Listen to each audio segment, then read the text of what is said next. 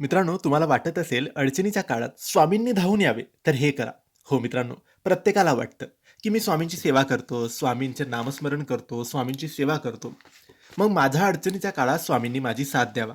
माझ्या पाठीशी खंबीरपणे उभं राहावं आणि माझ्या अडचणीच्या काळात, दुःखाच्या काळात जेव्हा मी संकटात असेल, तेव्हा स्वामींनी माझ्यासाठी धावत यावं.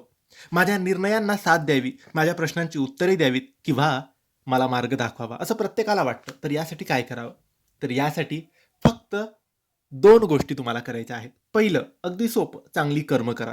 कोणतंही पाप तुमच्याकडून होणार नाही याची काळजी घ्या. कोणतंही चुकीचं निर्णय किंवा चुकीचे शब्द तुमच्या तोंडून निघणार नाही याची काळजी घ्या. काहीही चुकीचं तुमच्या हातून होणार नाही याची तुम्ही काळजी घ्यावी.